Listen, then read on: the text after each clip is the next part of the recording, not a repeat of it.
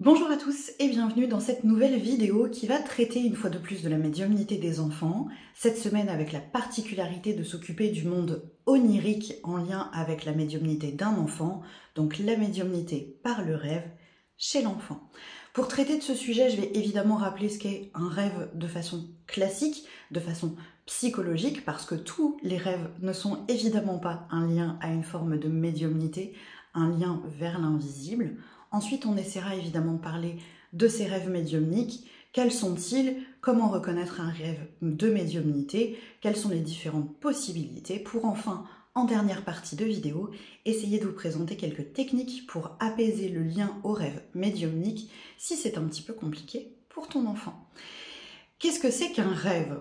On le sait tous, on l'a tous vécu, c'est des formes de petits films que nous vivons dans notre esprit. La nuit, il y a des rêves plutôt sympathiques, en général nommés rêves, où l'expérience pour nous est plutôt chouette, plutôt positive, plutôt intéressante. Il y a son petit copain un peu moins sympa, le cauchemar, qui lui a plutôt une connotation négative, qui va nous ramener à vivre des choses un peu compliquées émotionnellement, pouvant aller jusqu'à une forme de terreur nocturne. Les deux peuvent être des rêves extrêmement classiques. Il y a des approches extrêmement psychologiques que je ne vais absolument pas détailler parce que ce n'est pas mon domaine d'expertise, mais Freud nous parle d'un lien avec notre inconscient.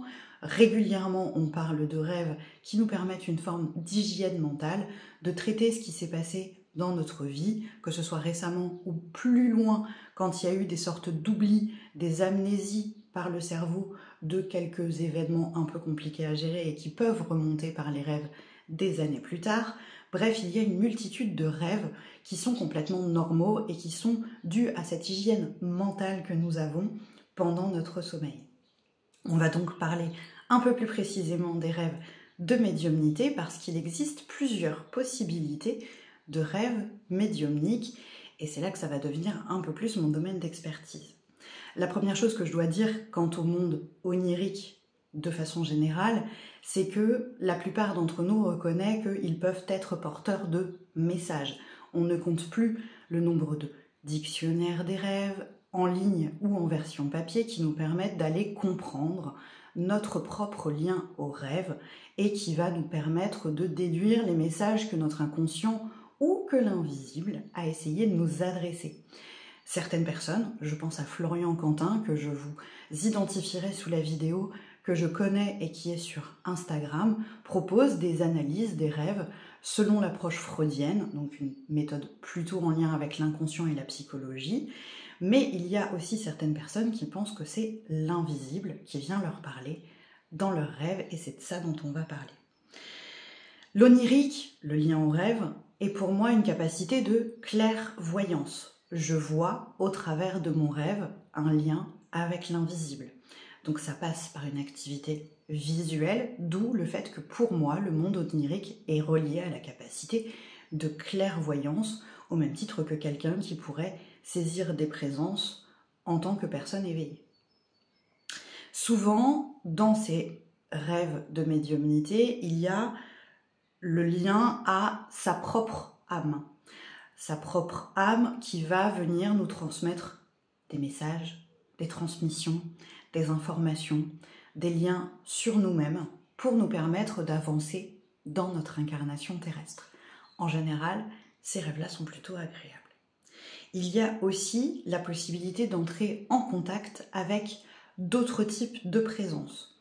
On a tous déjà entendu quelqu'un qui nous dit qu'un défunt est passé le voir en rêve pour lui dire quelque chose, pour lui transmettre un message. J'ai rêvé de ma mamie, la nuit de sa mort, elle venait me dire au revoir, par exemple.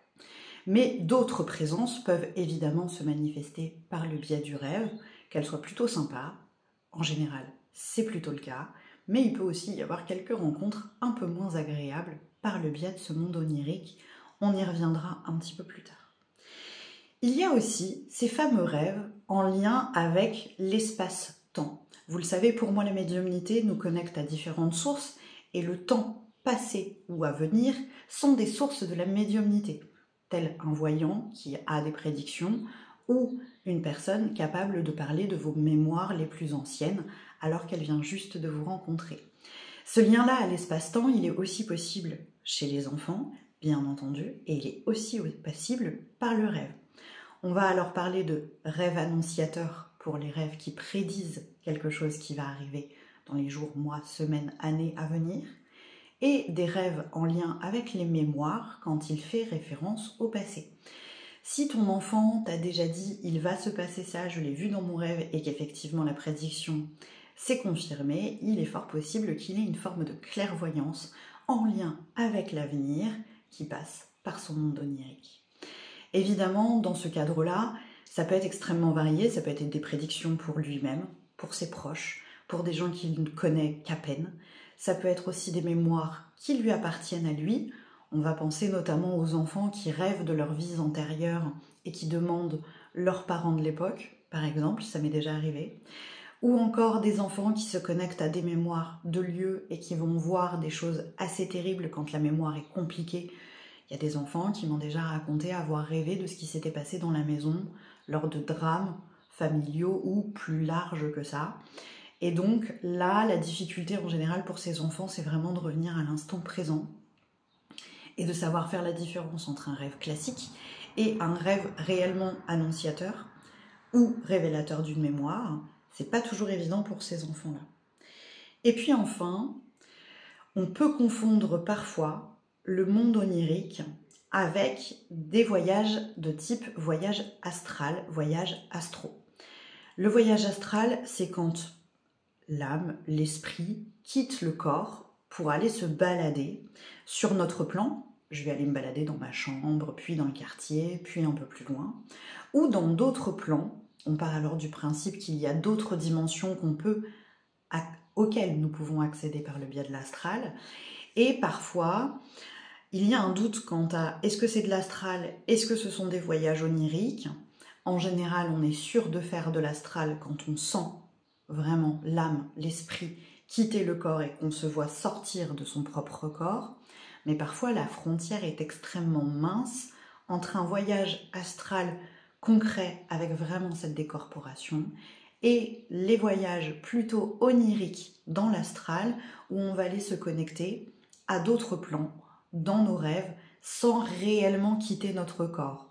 C'est comme si là, le rêveur recevait l'information d'un autre plan astral quand le voyageur astral, lui, part à la rencontre des autres mondes. Donc c'est parfois un peu compliqué de faire la différence entre les deux. Et c'est pas très grave parce que les solutions sont les mêmes de mon point de vue. Dans les deux cas, on va pouvoir apaiser le lien à ces rêves-là quand ils sont compliqués pour ton enfant, difficiles à gérer. La première des solutions qui me vient, c'est de travailler l'ancrage de ton enfant au moment du coucher. Pour travailler l'ancrage avec l'enfant, il n'y a pas une seule recette magique, on peut en essayer plusieurs et je vais aller même jusqu'à te raconter ce que des enfants ont développé suite à des accompagnements qu'ils ont réalisés avec moi. La toute première chose, ça peut être une petite prière pour demander à rester ici, dans son corps, non dérangé par le monde de l'invisible dans les rêves. C'est ce que j'appelle ici, et c'est ce qu'on pratique à la maison, la prière des jolis rêves. Ça peut être extrêmement simple. Ici, la petite prière utilisée, c'est « S'il vous plaît, donnez-moi de jolis rêves, merci ». Point.